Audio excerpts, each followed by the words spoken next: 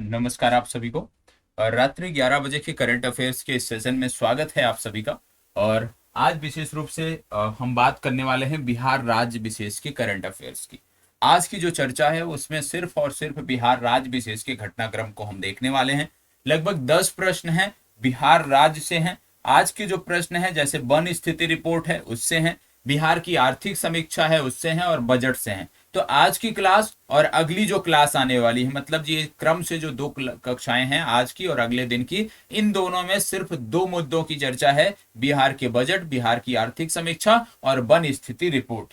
तो आइए चर्चा की शुरुआत करते हैं, लेकिन उससे पहले जो लोग अभी उपस्थित नहीं है कृपया उपस्थित हो जाएं, जिससे हम अपनी चर्चा को आगे बढ़ा सकें। और आप लोग कृपया टाइम से, समय से उपलब्ध हो जाया करें, जिससे कि एक जो टाइम शेड्यूल बनाया गया है कि इतने समय पर सभी आ जाया करें, तो प्रयास यही रहे कि उस समय विशेष पे आ जाया करें। और जब आपका टाइम फिक्स है कि 11 बजे आपको एक क्लास मिलनी है तो 11 बजे जरूर उपस्थित रहा करें। और आपको बता दें कि अगले एक सप्ताह तक ये आपकी कक्षाएं मैंने ये प्री रिकॉर्डेड है। लगभग इसको मैंने आप कह सकते हो 20 से 24 के बीच में इसको रिकॉर्ड किया है। जो आप अगले 4 जनवरी तक जो आप कक्षाएं देखोगे ये 20 से 24 दिसंबर के बीच रिकॉर्ड की गई हैं। तो इसमें ये चीज जरूर ध्यान रखना है कि मान लीजिए हम किसी रिपोर्ट की बात करते हैं या किसी सेंसस के किसी डेटा की बात करते हैं, या मतलब कहने का मतलब है कि ऐसा डेटा जो बदलता रहता है, जिसमें बदलाव आते रहते हैं। यदि मान लीजिए इन 4 दिनों के बाद कोई रिपोर्ट आती है और प्रश्न पुराना है तो उसको अपडेट कर लीजिएगा, उसको एक्सक्यूज मत बनाइएगा। ठीक है, चलिए शुरुआत करते हैं आज के प्रश्न की। और आज का पहला प्रश्न आपके अनुसार इसका जवाब क्या होना चाहिए? भारत वन स्थिति रिपोर्ट 2021, आप जानते हैं वन स्थिति रिपोर्ट प्रत्येक 2 वर्ष में एक बार आती है। ठीक है, तो भारत वन स्थिति रिपोर्ट 2021 के अनुसार बिहार के वनों में कार्बन स्टॉक की मात्रा कितनी है? बिहार के वनों में कार्बन स्टॉक की मात्रा कितनी है? चलिए बताइएगा, बिहार के वनों में कार्बन स्टॉक की मात्रा कितनी है? आप जानते होंगे कि ये जो रिपोर्ट है पर्यावरण मंत्री हमारे हैं भूपेंद्र यादव, उनके द्वारा ये जारी की गई थी। ठीक है, तो यह आपके लिए बहुत ही महत्वपूर्ण रिपोर्ट है, क्योंकि अगले 2 वर्ष तक कोई रिपोर्ट आनी नहीं है, 2 वर्षों में एक बार रिपोर्ट आती है। तो 68वीं के लिए भी आपको यही डेटा पढ़ना है, कोई भी बदलाव इसमें नहीं होगा। तो इसको ईमानदारी के साथ देखना है, नहीं आता है तो फैक्ट नोट करना है। ठीक है, यहाँ पे है वन स्थिति रिपोर्ट 2021 के अनुसार कार्बन स्टॉक की बात हो रही है बिहार के वनों में। याद रखिएगा, एक प्रश्न होता है कि वनों के बाहर, एक प्रश्न होता है कि वनों में। यहाँ पे पूछा जा रहा है बिहार के वनों में, तो आप बताएं। चलिए बताइएगा, बिहार के वनों में कार्बन स्टॉक की मात्रा कितनी है? 4 विकल्प आपके सामने है, 55.67 मिलियन, 57.98 मिलियन, 56.88 मिलियन या 56.08 मिलियन टन। कितने मिलियन टन कार्बन स्टॉक है इसके बारे में आपको बताना है। तो चलिए जवाब दीजिएगा, कितने मिलियन टन कार्बन स्टॉक है ये आपको बताना है। चलिए जवाब दीजिएगा, फास्ट जवाब। यहां पे मैं आपको बता दे रहा हूं, 56,881। कितना है? 56,881 टन कार्बन स्टॉक है। यदि मिलियन टन की बात करते हैं तो याद रखिएगा 56.88। कितना? 56.88 मिलियन टन कार्बन स्टॉक है। मतलब बी विकल्प आपका सही उत्तर होगा। यदि मिलियन टन में दिया है तो 56.88, यदि सिर्फ टन में दिया है तो 56,881 टन। ये डेटा आपको याद रखना है। यदि आपसे पूछ लिया जाए कि बिहार में ये जो बिहार के वनों में ये जो कार्बन स्टॉक है, ये संपूर्ण भारत के कार्बन स्टॉक का कितना प्रतिशत है? जो संपूर्ण भारत का कार्बन स्टॉक है उसका यह कितना प्रतिशत है? तो याद रखिएगा कि बिहार के वनों में जो कार्बन स्टॉक की मात्रा है वो संपूर्ण बिहार के, संपूर्ण भारत के कार्बन स्टॉक का मात्र 0.79% है। याद रखिएगा, बिहार में कार्बन स्टॉक की मात्रा 0.79% है। देश के कुल कार्बन स्टॉक की जो मात्रा है उसका सिर्फ और सिर्फ 0.79% कार्बन स्टॉक बिहार में है। आगे बढ़ते हैं, प्रश्न संख्या 2, बिहार का सर्वाधिक वनावरण क्षेत्रफल वाला जिला कौन सा है? एक चीज याद रखिएगा, इस तरह के प्रश्न 2 प्रकार से पूछे जाते हैं, दोनों मैंने यहां पे रखे हैं। एक में पूछा जाता है वनावरण क्षेत्रफल, एक में पूछा जाता है वनावरण प्रतिशत। तो इस शब्द पर जरूर ध्यान देना है। सिर्फ बनावरण पढ़ के हमें जवाब नहीं देना है। क्षेत्रफल पूछा जा रहा है या प्रतिशत पूछा जा रहा है, ये आपके लिए महत्वपूर्ण है। इस पे आपको ध्यान देना है, उसके बाद ही आगे बढ़ना है। बताएं, इसमें बताइएगा कि बिहार का सर्वाधिक बनावरण क्षेत्रफल वाला जिला कौन सा है, आपको बताना है। सर्वाधिक बनावरण क्षेत्रफल मतलब कि किस राज्य की बात ही हो रही है, किस जिले में सबसे ज्यादा वन का क्षेत्रफल है, आपको बताना। 4 जिले हैं, पश्चिमी चंपारण, शेखपुरा, रोहतास और कैमूर। और यह कितना है यह भी जानना जरूरी है। आपको बता दें 1051.56, 1051.56 ये आंकड़ा है। और 1051.56 वर्ग किलोमीटर की बात होती है, ये कुल क्षेत्रफल है। वर्ग किलोमीटर ये कुल क्षेत्रफल है इस जिले का, जहां पे सबसे ज्यादा बनावरण क्षेत्रफल है। तो सबसे ज्यादा बनावरण क्षेत्रफल बिहार में वो एक जिले में है, जहां पे है 1051.56 वर्ग किलोमीटर। और यदि बात किया जाए किस जिले में है, तो याद रखिएगा सबसे ज्यादा बनावरण क्षेत्रफल की जब हम बात करते हैं तो बात आती है कैमूर की। डी विकल्प आपका सही उत्तर होगा। यदि आपसे पूछ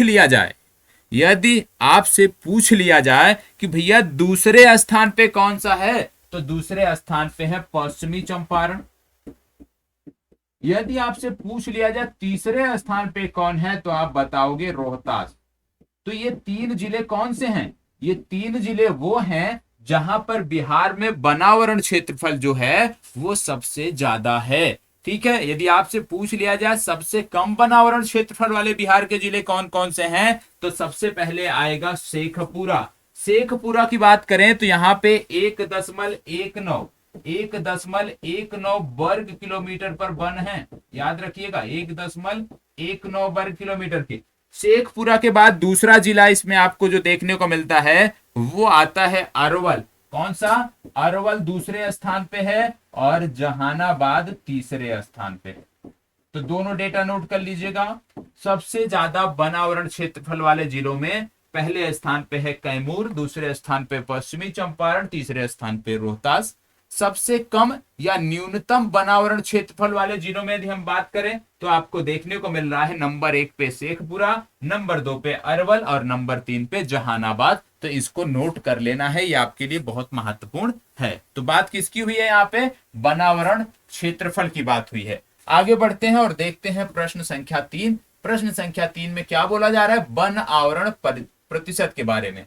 वहां पे क्षेत्रफल के बारे में बात थी, यहाँ पे प्रतिशत के बारे में बात है। तो जवाब दीजिएगा। इसका जवाब क्या होगा कि बिहार का सर्वाधिक वन आवरण प्रतिशत वाला जिला कौन सा है?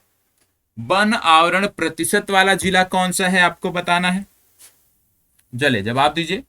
बिहार का सर्वाधिक वन आवरण प्रतिशत वाला जिला कौन सा है? नवादा, जमुई, कैमूर, गोपालगंज। इन चारों में से कौन सा है आपको बताना है। चले देखो, ये जो जिला है इस जिले के 31.56% भाग पर वन है। कितने भाग पर? 31.56% भाग पे वन है।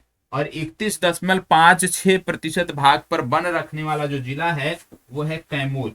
मतलब सर्वाधिक वन प्रतिशत वाले में भी कैमूर टॉप पे है, सर्वाधिक वन क्षेत्रफल वाले में भी कैमूर टॉप पे है। मतलब आपके लिए सुविधाजनक हो गया। दूसरे स्थान पे यदि हम बात करें कौन सा है इसमें, तो दूसरे स्थान पे आता है जमुई। तीसरे स्थान पे बात करें तो आता है नवादा।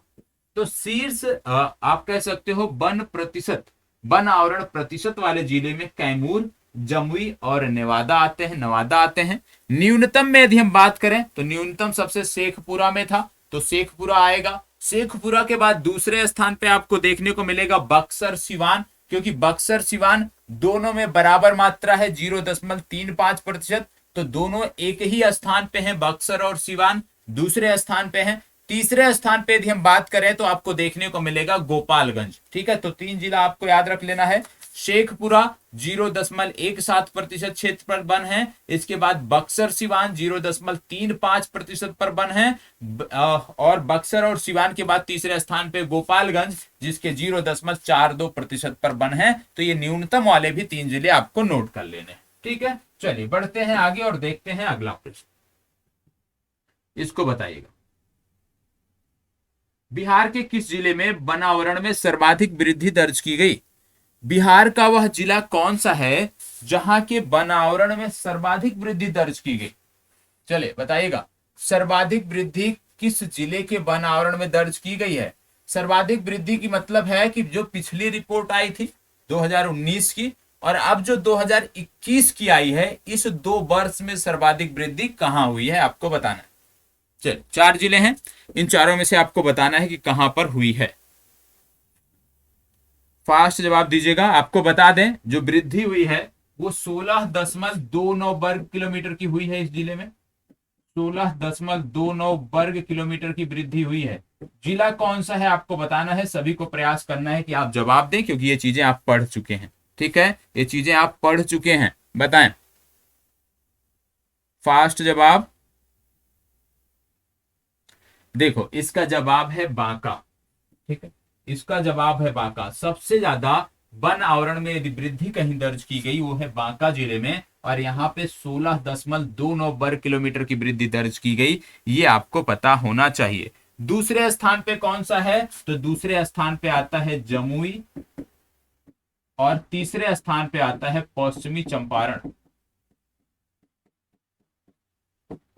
ठीक है, तो ये आपको तीनों पता होना चाहिए। यहाँ पे सॉरी, तीसरे स्थान पे पूर्वी आता है, पूर्वी चंपारण आता है। तो ये आपको याद रखना है। पहले स्थान पे बांका है जहां पे सबसे ज्यादा वनावरण में वृद्धि दर्ज की गई और ये है 16.29%। दूसरे स्थान पे जमुई आता है, तीसरे स्थान पे पूर्वी चंपारण। देखो अब सब में यदि हम आपको डेटा बताने लगे तो आपके लिए ये चुनौतीपूर्ण हो जाएगा। तो सब में डेटा याद करने की जरूरत नहीं है, सिर्फ नाम याद रखिए, वो आपके लिए पर्याप्त है। यदि आपसे यही प्रश्न पूछ ले कि बिहार के किस जिले में वनावरण में न्यूनतम न्यूनतम वृद्धि दर्ज की गई, तो वो कौन सा होगा? तो न्यूनतम में यदि हम बात करें तो पहले स्थान पे आएगा कैमूर। कैमूर में वृद्धि की बात करें तो ये निगेटिव रही है, 4.83 -4.83 की वृद्धि रही है। मतलब वनावरण यहाँ पे कम हुआ है पिछले 2 वर्षों में। तो सबसे न्यूनतम में यदि हम बात करें तो न्यूनतम का मतलब होता है कि सबसे कम वृद्धि। सबसे कम वृद्धि में जब आप जाते हैं तो जब निगेटिव में है तो सबसे ज्यादा निगेटिव कहां हुआ है? कैमूर में हुआ है। कैमूर को याद रखना है। दूसरा भी याद रखना है तो याद कर सकते हो सुपौल। तीसरा याद करना है तो याद कर सकते हो रोहतास। तो कैमूर, रोहतास और सुपौल तीनों में जो है वो निगेटिव रही है, ये आपको याद रखना है। ठीक है, तो इसको नोट कर लीजिएगा। कैमूर, सुपौल और रोहतास यहाँ पे निगेटिव वृद्धि रही है, मतलब वन आवरण कम हुआ है। आगे बढ़ते हैं। बिहार राज्य में वन क्षेत्र के अंतर्गत बांस क्षेत्रफल कितना है? बताइएगा, बिहार राज्य में वन क्षेत्र के अंतर्गत बांस क्षेत्रफल कितना है? याद रखिएगा, वन क्षेत्र के अंतर्गत पूछा जा रहा है। बताइएगा। आपको बता दें बिहार में जो डंठल का क्षेत्र है ना वो है 235 वर्ग किलोमीटर। इसको भी याद रख लीजिएगा, ये वनों के अंतर्गत है। 235 वर्ग किलोमीटर ये क्या है? ये डंठल का क्षेत्र है, इसको याद रखना है। और आपको बता दें कि हम जो डेटा अभी ले रहे हैं वो 17वीं वन स्थिति रिपोर्ट के आधार पे हम यहाँ पे बात कर रहे हैं। देश में यदि हम बात करें उस पर आगे बढ़ेंगे, लेकिन पहले इसको बताइए कि बिहार राज्य में वन क्षेत्र के अंतर्गत बांस क्षेत्रफल कितना है। आपको बता दें बांस का जो क्षेत्रफल है वो है 1103 वर्ग किलोमीटर। ए विकल्प आपका सही उत्तर है, 1103 वर्ग किलोमीटर। यदि हम पूछ लें कि संपूर्ण भारत के में जो बांस का कुल क्षेत्रफल है उसका यह कितना हिस्सा है, तो याद रखना है संपूर्ण भारत में जो बांस का क्षेत्रफल है उसका यह मात्र 0.7% हिस्सा है। कितना? 0.74% हिस्सा है। चलिए आगे बढ़ते हैं और अगला प्रश्न देखते हैं। यदि अच्छा लगता है सेशन तो प्लीज लाइक, शेयर और कमेंट कर दिया करें। बाकी करंट अफेयर्स के जब नोट शेयर करने की बात की थी, बहुत कम छात्रों ने नोट शेयर किया है। प्लीज ऐसा ना करो, क्योंकि इससे नुकसान निश्चित तौर पर आपका होगा। भारत वन स्थिति रिपोर्ट 2021 के अनुसार बिहार का कुल वनावरण कितना है? बिहार का कुल वनावरण कितना है आपको बताना है। चलिए बताइएगा, बिहार का कुल वनावरण कितना है? यदि वनावरण प्लस वृक्षावरण की बात करें तो 9721.79 वर्ग किलोमीटर होगा। याद रखिएगा, इसमें वनावरण प्लस वृक्षावरण दोनों है। ठीक है, यहाँ पे सिर्फ वनावरण की बात की जा रही है तो आपको बता दें 7380.79 वर्ग किलोमीटर है बिहार में वनावरण। तो ये डेटा भी आपको याद रखना है। यदि आपसे पूछ लिया जाए कि कुल क्षेत्रफल का यह कितना है, बिहार के कुल क्षेत्रफल का कितने प्रतिशत पर वन है, तो आपको याद रखना है बिहार के कुल क्षेत्रफल के 7.84% पर ही वन है। ठीक है, ये भी आपको पता होना चाहिए। चलिए आगे बढ़ते हैं, आगे बढ़ते हैं और अगला प्रश्न देखते हैं। इसको बताइएगा क्या बोला जा रहा है इस प्रश्न में। इस प्रश्न में बोला जा रहा है बिहार बजट 2022-23, ध्यान दीजिएगा, बिहार बजट 2022-23 के अनुसार निश्चय वन युवा शक्ति बिहार की प्रगति के अंतर्गत प्रथम चरण में किन जिलों में मेगा स्किल सेंटर बनाए जाने की बात की गई है। क्या बोला जा रहा है, बिहार बजट की बात हो रही है 2022-23 की, और बोला जा रहा है निश्चय वन के अंतर्गत जो युवा शक्ति बिहार की प्रगति ये आपका आता है, इसके अंतर्गत प्रथम चरण में किन जिलों में मेगा स्किल सेंटर बनाए की जाने की घोषणा की गई। प्रथम चरण में किन जिलों में मेगा स्किल सेंटर बनाए जाने की घोषणा की गई थी, ये आपको बताना है। 4 विकल्प हैं, दरभंगा, नालंदा, पटना, शेखपुरा, इनमें से आपको चुनाव करना है। चलिए बताइएगा, प्रथम चरण की बात हो रही है।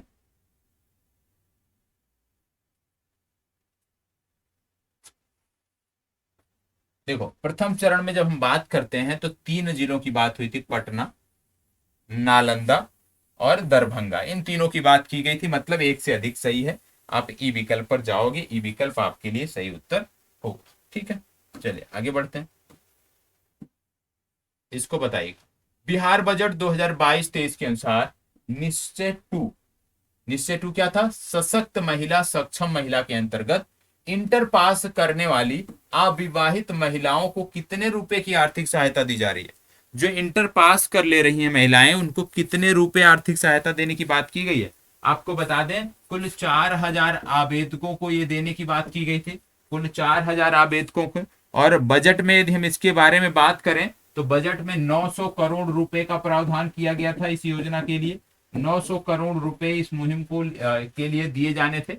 तो आपको बताना है कि इंटर पास करने वाली अविवाहित को कितने रुपए देने की बात की गई। आपको बता दें कि इंटर जो पास कर ले जाएगी उसको 25,000 रुपए, जो स्नातक पास करेगी उसको 50,000 रुपए देने की बात की गई थी। इसको आपको याद रखना है। ठीक है, बजट में जो राशि दी गई है वो भी याद रखना है कि इस योजना के लिए सरकार ने बजट में कितना प्रावधान किया है, 900 करोड़ रुपए का प्रावधान किया है। इस पर भी आपको फोकस करना है। आगे बढ़ते हैं, बिहार बजट 2022-23 के अनुसार हर खेत तक, ध्यान रखिएगा, हर खेत तक सिंचाई का पानी पहुंचाने के लिए कितने रुपए का बजट प्रावधान किया गया है। हर खेत तक सिंचाई का पानी पहुंचाने के लिए कितने रुपए का बजट प्रावधान किया गया है, आपको बताना है। चलिए बताइए, हर खेत तक पानी पहुंचाने के लिए कितने रुपए का बजट प्रावधान किया गया है, बताइए। अच्छा प्रश्न है, बजट आपने पढ़ा होगा क्योंकि आप तैयारी कर रहे हो। निश्चित रूप से ये पुरानी चीजें हैं, लगभग 1 वर्ष होने वाला है, 10 महीने पुरानी चीजें हैं, तो आप इससे रूबरू तो होंगे ही, मुझे ये उम्मीद है। तो आप जवाब दीजिए, हर खेत तक सिंचाई का पानी पहुंचाने के लिए बजट में कितने रुपए का प्रावधान किया गया है। याद रखिएगा 600 करोड़ रुपए का प्रावधान किया गया। ठीक है, चलिए आगे बढ़ते हैं। बिहार बजट 2022-23 के अनुसार सुलभ संपर्कता बढ़ाने के लिए चल रही योजनाओं पर व्यय के लिए कितने बजट का प्रावधान किया गया। मतलब जो सड़कें हैं, सड़कों के रख रखाव, जो नई सड़कें बनाने की बात की गई है, जो फ्लाईओवर बनाने की बात की गई है, उसके लिए कितने रुपए का प्रावधान किया गया है, बताएं। कितने रुपए का प्रावधान किया गया है। 450 करोड़ रुपए, 500 करोड़ रुपए, 320 करोड़ रुपए या 120 करोड़ रुपए। चलिए फास्ट जवाब दीजिएगा, अच्छा प्रश्न है, जवाब सबको देना है। चलिए बताइएगा। देखो इसका सही उत्तर है 450 करोड़ रुपए। ठीक है, बी विकल्प इसका सही उत्तर है। तो आज के लिए करंट अफेयर्स का जो ये सेशन था वो यहीं पे समाप्त होता है। उम्मीद करता हूं कि जितने भी फैक्ट आपने देखे हैं उसको आप नोट अवश्य करेंगे। हम विश्वास करते हैं आप पर कि आप नोट्स अवश्य बनाते होंगे, लेकिन आप शेयर नहीं करते हो तो उससे डाउट होता। प्लीज नोट्स अवश्य बनाओ, विशेष रूप से करंट अफेयर्स का जब तक नोट्स नहीं बनाओगे तब तक चीजें आपकी बेहतर नहीं होंगी। इसलिए करंट अफेयर्स की जब आप बात करते हो तो नोट्स बनाना बहुत ही अनिवार्य है। नोट्स आपको अनिवार्य रूप से बनाना चाहिए। ठीक है, चलिए यहीं पे चर्चा की शुरुआत करते हैं। बाकी ये सेशन कैसा लग रहा है आपको करंट अफेयर्स का, आप जरूर बताइएगा, कमेंट बॉक्स में आप कमेंट कर सकते हैं। कहीं भी कोई भी चिंता होती है, कोई भी समस्या होती है, तो भी आप हमें अवगत करा सकते हो। निश्चित रूप से हर संभव आपकी मदद की जाएगी।